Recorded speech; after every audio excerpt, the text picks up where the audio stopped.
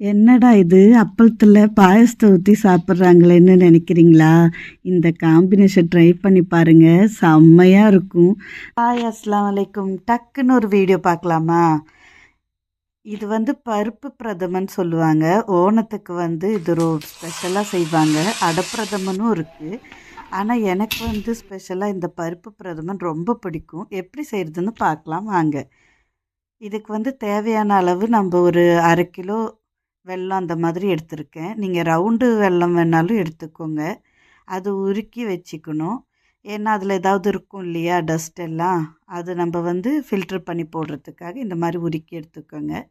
அதுக்கப்புறமா நம்ம பருப்பு இருக்கு இல்லையா, சிறு பருப்பு, அதை எடுத்திருக்கேன். அது இந்த மாதிரி ஒரு 2 விசில் போட்டிங்கனால இந்த மாதிரி வந்துடும் வெந்து.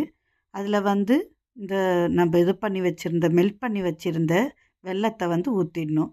இது சிம்பிளாக செஞ்சிடலாங்க. ஒரு 15 மினிட்ஸில் செஞ்சிடலாம். தேங்காய் பால் தாங்க ஊற்ற போகிறோம் நம்ம.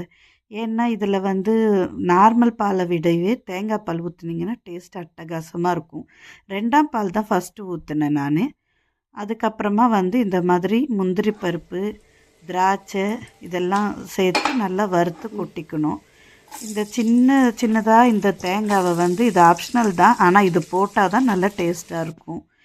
அது கடிக்கிறதுக்கு அதில் நல்லாயிருக்கும். நல்லா ரோஸ்ட்டு பண்ணிடணும். ரோஸ்ட்டு பண்ணிவிட்டு அதில் கொட்டிடணுங்க. லாஸ்ட்டாக ஃபஸ்ட்டு தேங்காய் பாலை நம்ம ஊற்றணுங்க.